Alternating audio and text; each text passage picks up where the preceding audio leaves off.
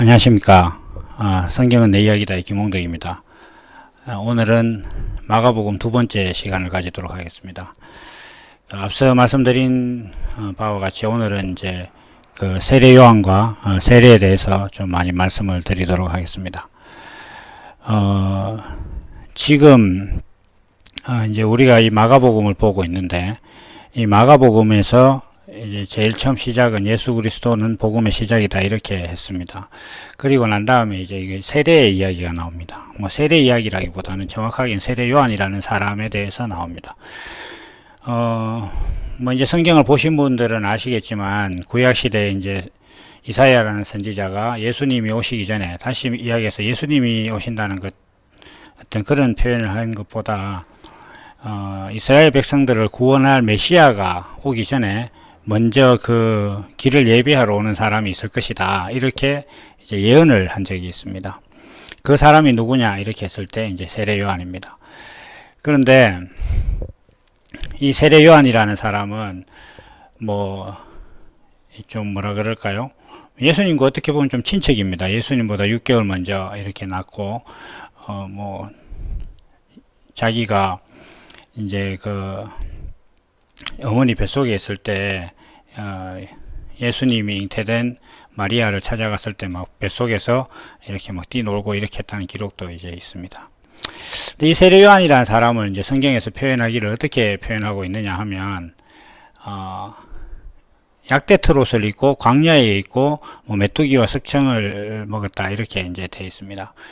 뭐 어떤 예전에 어떤 한국의 그 코미디언이 이제 몸에 좋은 것만 먹었네 이런 얘기도 했었는데, 자 지금 이 세례 요한이라는 사람은 물 세례를 베푼 사람인데 예수님의 길을 예비한다 이렇게 했습니다. 그러면 예수님의 길을 예비한다 이렇게 하는 것은 세례 요한이라는 사람을 거쳐서 한 사람이 세례 요한이라는 사람을 거쳐서 예수님께서 의도하시는 세계, 어떤 예수님의 세계로 이렇게 들어간다 이렇게 볼 수가 있는 겁니다. 그렇다고 했을 때에 그러면 이 세례 요한은 예수님의 무엇을 예비했느냐? 그냥 뭐 예수님 오시기 전에 뭐 분위기만 잡았느냐? 뭐 그러니까 그걸 뭐라 그러죠? 권투할 때 이제 오프닝 앞에 하는 게임 뭐 그런 거냐? 이렇게 볼 수도 있습니다. 그러나 그렇지 않습니다. 왜 그러냐 하면 이 복음의 세계는 단락되어 있지 않아요. 그러니까 이게 무슨 말이냐 하면 사람이 어떤 세계를 인지하면서부터 자기가 죽을 때까지 육신으로 죽을 때까지 어떤 그 신앙의 예정이라는 것은 절대 단락되지 않습니다. 그러니까 어제의 것이 오늘에 연결되어 있고 이것이 어제 것이 오늘의 어떤 그 바탕이 되고 근거가 되고 이렇게 합니다. 그래서 우리가 이제 그 신앙 안에서도 밑도 끝도 없는 바람들이 있습니다. 예를 들면은 제일 대표적인 게 뭐 공감하기 좀 어렵겠지만 하나님께서 사람을 만들고 의도하신 목적대로 살지 않았는데 그냥 죽으면 천국 갈 거라고 생각하는 것 같은 그런 것들이 다 뭐라고 할까요? 이제 밑도 끝도 없는 어떤 그런 신앙입니다. 천국에 들어간다는 것은 하나님의 나라에 들어간다는 것이고, 하나님 나라에 들어간다는 것은 하나님의 의가 다스리는 나라에 들어간다는 겁니다. 그러면 하나님의 의에 동의가 있어야 돼요. 그러니까 뭐 민주주의 국가에 들어가려면 민주주의에 대한 동의가 있어야 되는 거죠. 민주주의에 동의하지 않는데 민주국가에 들어갈 수는 없는 것과 마찬가지인 겁니다. 하여간 이렇게 신앙이라는 것은 항상 원인과 결과가 연결되어 있습니다. 그러니까 어제의 삶이 오늘에 수렴되는 어떤 그런 모습입니다. 그렇기 때문에 세례 요한의 과정이라는 것이 예수님의 과정과 연결이 되어 있어요.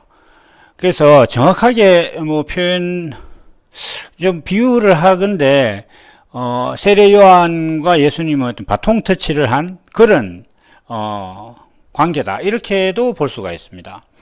그러면 이 세례 요한이라는 사람이 어떻게 예수님과 연결되어 있는가를 이제 오늘 한번 보도록 하겠습니다.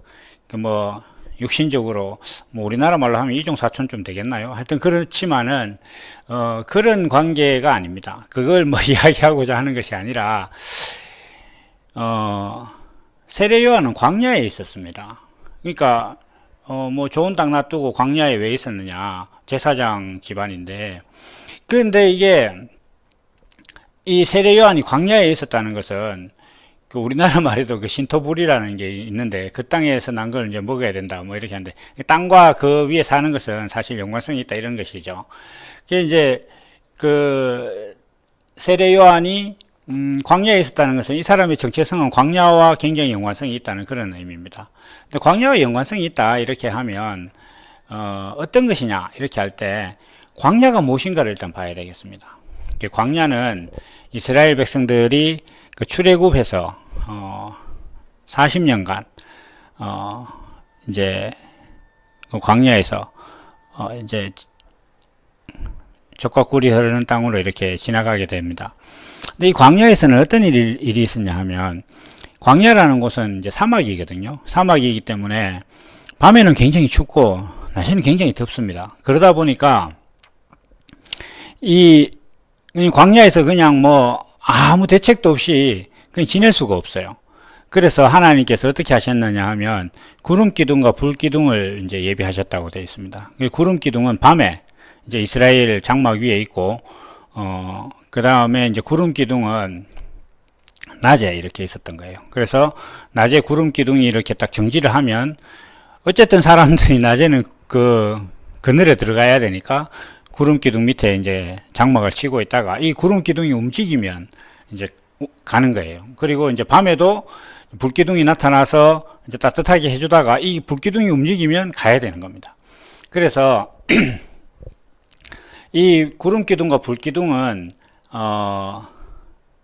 저기 이스라엘 백성들을 보호하고 인도하는 것이기도 하지만 그 여정에 대한 신호의 역할도 했습니다. 그러니까 구름이 가면 이스라엘 백성도 가고 그 다음에 불기둥이 가면 이스라엘 백성도 가는 거예요. 여기는 신호예요, 신호. 어떤 신호가 있으면 가고 안 하는 거, 이제 서고 하는 겁니다.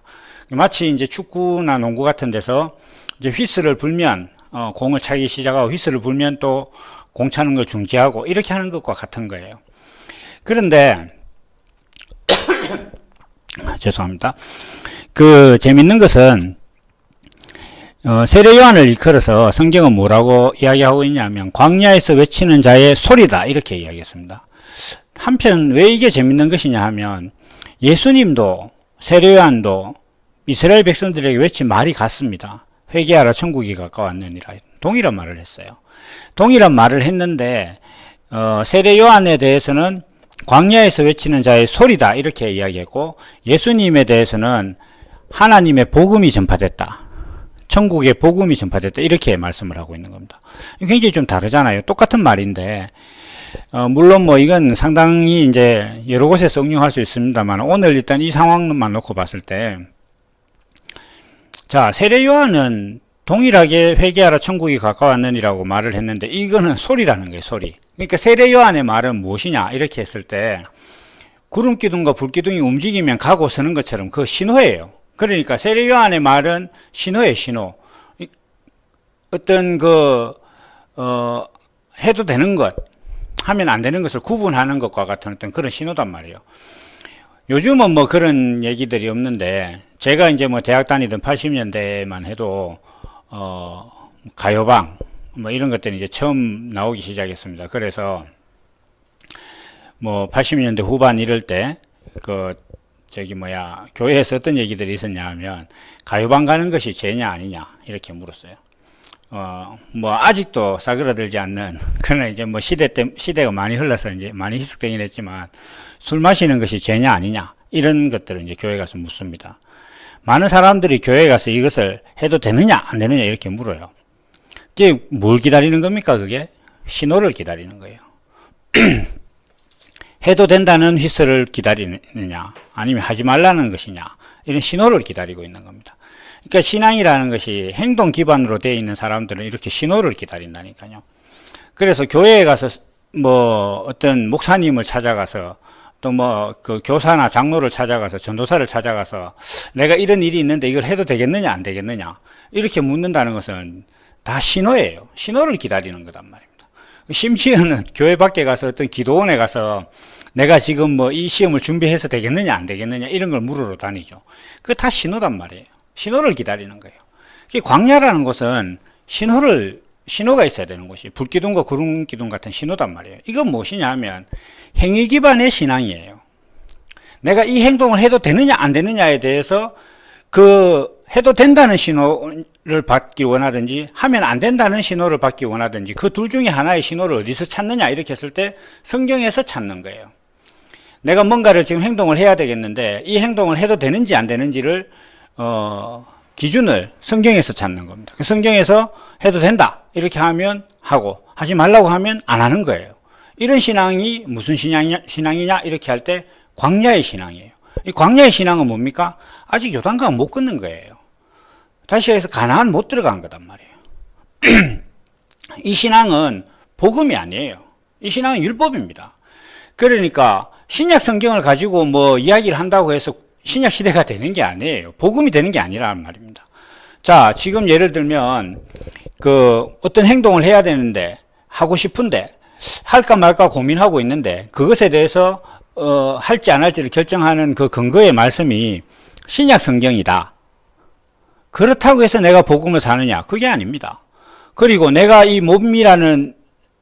가진 이 몸이 역사적으로 예수님이 오시고 난 다음 서기 안노 도민의 그 이후에 AD 이후에 살고 있다고 해서 내가 신약 시대를 살고 있느냐? 그것도 아닙니다. 자기가 어떤 시대에 서기 만년에 태어나서 살고 있다 손 치더라도 그때 신약 성경을 들고 내가 지금 오늘 어떤 걸 해야 되는데 이 행동을 해야 될 것인가 말 것인가 이런 것들을 성경에서 기준을 찾아서 자기 행동의 어떤 그 신호로 삼으려고 한다면 다 광야에 있는 신앙이에요. 광야는 이스라엘 백성들의 신앙 여정으로 봤을 때 가나안에 못 들어간 겁니다. 아직 복음이 아니에요. 그 신앙은 그냥 율법적인 신앙이단 말입니다. 그러니까 세례 요한에 대해서 성경이 이르기를 여자가 낳은 자 중에 가장 큰 자다 이렇게 이야기했습니다. 여자가 낳았다는 것은 성경은 사람을 낳을 때 아버지가 낳는다고 했습니다. 우리나라도 그 옛날 시조에 아버님 날 낳으시고 어머님 날 기르시고 이렇게 돼 있어요. 낳는 행위는 그 여자가 하지만 엄마가 하지만 누가 낳았느냐 이렇게 할 때는 아버지가 낳았다 이렇게 얘기를 하는 거예요. 그런데 이상하게 성경에서 세례 요한을 이야기할 때 여자가 낳은 자 중에 가장 큰 자다 이렇게 얘기를 하고 있는 겁니다. 여자라는 것은 뭐냐 하면 형식이에요. 사실 이 부분은 앞으로는 하면서 많이 나올 겁니다. 그러니까 여자는 형식이고 남자는 내용이거든요. 그래서 태어나는 어떤 그런 행위는 형식은 여자의 몸을 통해서 나지만 그 성씨는 남자의 성씨를 가져가는 거예요. 그 내용은 남자라는 거죠. 근데 이렇게 되는데 어쨌든 간에 그 세례 요한이 성경에서 여자가 낳은 자 중에 가장 크다 이렇게 이야기하는 것은 뭐냐 하면 광야의 신앙 중에서 세례 요한이 가장 크다는 거예요. 신앙에 있어서 어떤 행위를 하고 말고 이런 것들을 성경을 기준으로 삼는다 이렇게 했을 때 누가 가장 큰 자냐 이렇게 세례 요한이 가장 큰 자다 이렇게 말하는 겁니다. 제가 이제 거의 한 20년 전에 어릴 적부터 다니던 교회가 있었습니다. 대구에. 제가 어릴 적부터 그 교회 다니면서 내가 이 교회에 뼈를 묻겠다 그랬는데 나온 지 벌써 20년이 넘었는데 그 교회에서 이제 제가 이 복음에 대해서 처음 이제 깨닫고 이제 고등부 교사를 하게 됐습니다. 그래서 저의 어떤 그 가르침에 대해서 시비를 거는 옛 제자가 왔습니다. 그러니까 이제 그 청년도 고등부 때 저한테 배웠는데 이제 졸업해서 머리 좀 굵어졌다고 저한테 와서 이런저런 시비를 걸길래 쭉 듣고 있다가 제가 이렇게 물었습니다. 내가 한 가지 묻자. 그러니까 물으라고 하더라고요. 그래서 모세가 크냐 세례 요한이 크냐 이렇게 물으니까 자기도 배운 바가 있으니까 당연히 세례 요한이 큽니다 이렇게 얘기하더라고요. 그래서 그러면 니는 모세보다 크냐 이렇게 물었어요. 이렇게 물으니까 얘가 갑자기 이제 말을 안 하는 거예요. 제가 한참 기다렸죠. 한 몇 분을 기다려도 아주 오래 기다린 건 아닙니다. 잠깐 사람이 이제 할 말이 없구나라는 것을 인식할 정도로 기다리고 난 다음에 할 말이 없냐 이렇게 말을 안 해요. 그래서 그러면 네가 네 신앙이 모세보다 크다고 생각되거든. 다시 온나 그때 이야기하자. 이렇게 얘기했습니다. 절대 하지 않았습니다. 그 왜 제가 그렇게 물었냐 하면 그 친구가 내한테 물었던 것이 어떤 행동에 대해서 뭐 그렇게 하면 안 됩니까? 됩니까? 안 됩니까? 뭐 선생님의 제자들한테 그런 행동을 가르치면 됩니까? 안 됩니까? 이렇게 묻길래 그 제가 이제 뭐 듣고 있다가 그렇게 얘기를 했습니다. 그러니까 이건 제가 왜 이 예화를 드느냐 하면 지금 교회에 다니는 사람들한테 당신이 모세보다 큽니까? 이렇게 물으면 답 못합니다. 왜냐하면 자기 신앙의 어떤 그 기준이라는 것이 자기가 신앙생활을 해가는 그 형태 자체가 무엇을 행동할 것이냐 말 것이냐 이걸 기준으로 삼는 거 아닙니까? 물론 그 배경에는 이게 있습니다. 내가 이런 행동을 했을 때 하나님 앞에서 내가 벌을 받지 않을 것이니까 내지는 내가 하나님께 좀 복을 받으려면 어떤 행동을 해야 되는데 그 행동을 내가 해야 되는 무슨 행동을 해야 하나님께서 내게 복을 주실까 하는 어떤 그런 베이스가 깔려 있어요. 그런 부분들은 또 앞으로 이야기하도록 하고 어쨌든 간에 사람이 신앙의 베이스를 하나님 앞에서 어떤 행동을 할 것인가 안 할 것인가 했을 때 그 어떤 행동을 성경에서 찾고자 한다. 그러면 다 광야에 있는 신앙이고 그것은 다 세례 요한의 신앙이라는 겁니다. 그런 세례 요한이 세례를 주고 있더라는 거예요. 그러면 그 세례 요한이 세례를 준다 이렇게 할 때 물세례는 세례 집례자가 뭐 지금은 그렇게 하지 않습니다만은 세례를 받는 사람한테 받는 사람을 물속에 이렇게 집어넣었잖아요. 다시 이야기해서 세례 요한의 신앙이 세례 요한이 가지고 있는 어떤 그 신앙관이 사람을 끌고 들어가는 거예요. 그 바꾸어 말하면 사람이 세례 요한의 신앙 안으로 들어가 보는 거예요. 왜냐하면 물속에 들어간다 이렇게 하는 것은 물은 율법이거든요. 말씀이거든요. 성경에서. 그래서 이 말씀을 내가 행동으로 지키려고 하는 그 신앙 세계에 한번 들어가 보니까 물속에 들어가 보니까 숨을 못 쉬겠거든. 그게 나와야 되는 거예요. 다시 얘기해서 물속에 들어가서 숨을 못 쉬겠다 이렇게 하는 것 자체는 다른 말로 바꾸면 사람이 행동으로 성경을 지킬 수 있느냐 이렇게 했을 때 못 지킨다라는 것을 깨닫는 겁니다. 사람이 세례 요한에게 세례를 받는다. 물 세례를 받는다. 자기 신앙이 광야에 있다. 그리고 내가 지금 아직도 성경을 가지고 내가 어떤 행동을 해야 되느냐 말아야 되느냐의 어떤 그 신호와 기준으로 삼고 있다. 행위의 기준으로 삼고 있다. 이런 신앙을 가지고 있는 사람은 그 신앙 자체에서 내가 이 신앙을 다 이룰 수 없고 내가 이 안에서 의로워질 수 없고 구원받을 수 없구나 하는 것을 깨달아야 하는 거예요. 그게 물세례입니다. 이 세례라는 것은 사람의 정체성의 전환, 상태의 전환을 이끄는 거예요. 우리는 그냥 세례를 단순하게 막 생각합니다. 그래, 교회에서 세례 받으라고 하니까 세례 받아야, 뭔가 뭐 구원을 받는다거나 이렇게 되겠지, 이렇게 생각하지만 세례는 생각보다 굉장한 의미를 가지고 있습니다. 세례라는 것은, 세례를 받는다 이렇게 하는 것은 내 상태, 내 정체성의 변화를 가져오는 겁니다. 그래서 길 가다가 뭐 비 오는 날 차가 지나가면서 물을 확 뒤집었었다 이러면 이제 세례를 받았다고 하는 거죠. 그 상태가 이제 내가 깨끗한 옷을 입고 어디 갈 수 있는 그런 상황이 안 되는 거죠. 그러니까 세례를 받았다는 것은 그 세례로 인해서 내가 어떤 액션을 취해야 되는 겁니다. 그래서 물 세례를 받았다 이렇게 하면 물 세례로 인한 그 다음 자기 행동이 나와야 되는 거예요. 내가 물에 들어갔더니 살 수 없더라 하는 걸 깨달았다. 그러면 물 속에서 살 수 없다는 것, 내가 성경을 행위로 지켜서는 의에 이룰 수 없구나라는 것을 깨닫는 어떤 그런 깨달음이 있었다면 그 깨달음에 맞는 행위가 있어야 되는 거예요. 그 행위가 뭐냐 이렇게 했을 때 예수님을 찾는 거란 말입니다. 그래서 세례 요한이 주의 길을 예비하는 사람이에요.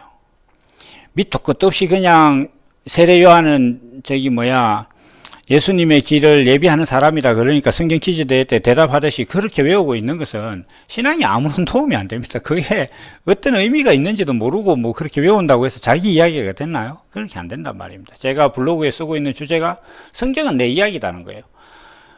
성경을 읽고 있으면 자기 일기 같아야 돼요. 자기의 어떤 그 인생 그 자서전 같아야 됩니다.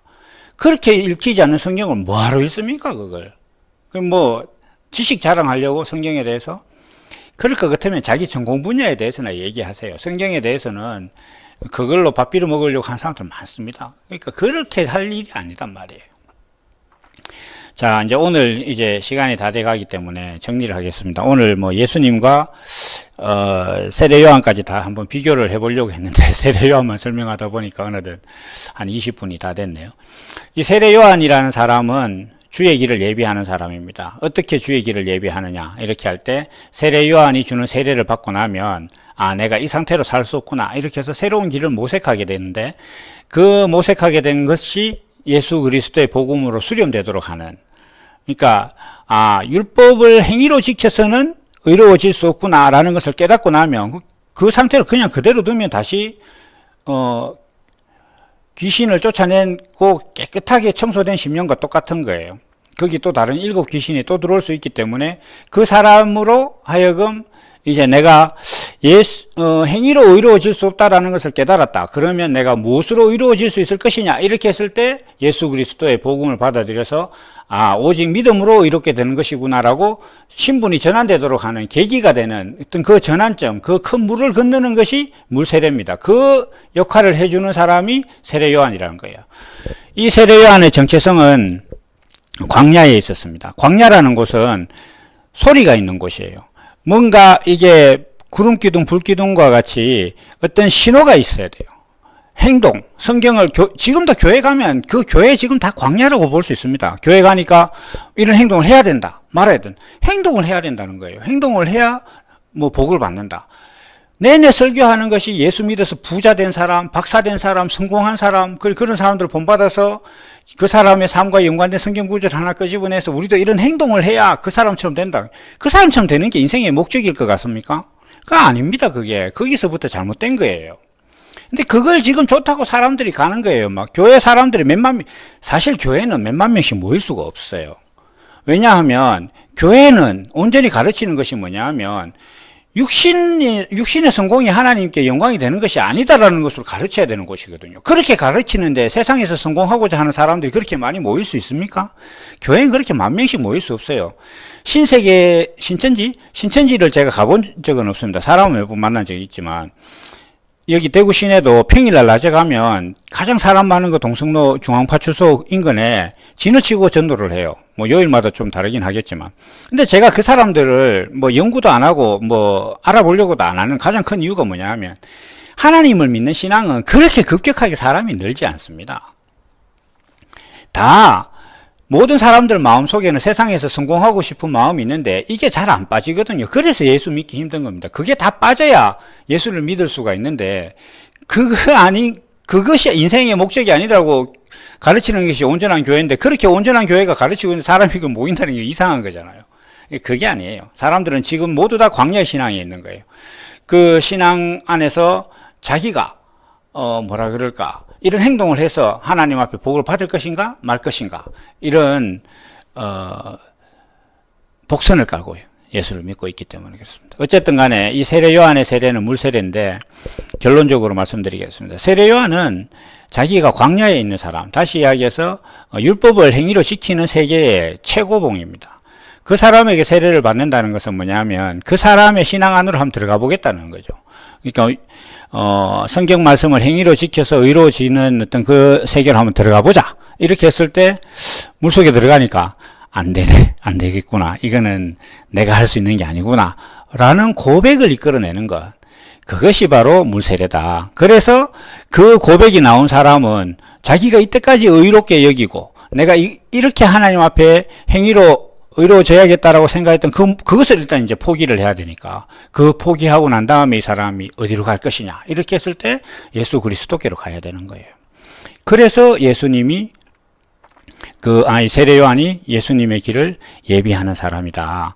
그리고 세례 요한의 물세례는 우리로 하여금 행위로 구원을 받을 수 없다라는 것을 깨닫게 하는 것이다. 그래서 이 고백이 없으면 진정한 세례를 받은 것이 아니라고 지난 시간에 말씀드렸습니다. 그래서 오늘은 이제 여기까지 하도록 하겠습니다. 다음 시간에는 이제 오늘 원래 하려고 했던 예수님과 세례 요한의 어떤 그 연관성을 조금 더 깊이 보고, 세례라는 것이 오늘 말씀 중에 정체성의 전환이라고 했는데 어떤 정체성의 전환들이 일어나는지, 예수님의 불세례는 어떤 것인지 또 여기까지 한번 해보도록 하겠습니다. 감사합니다.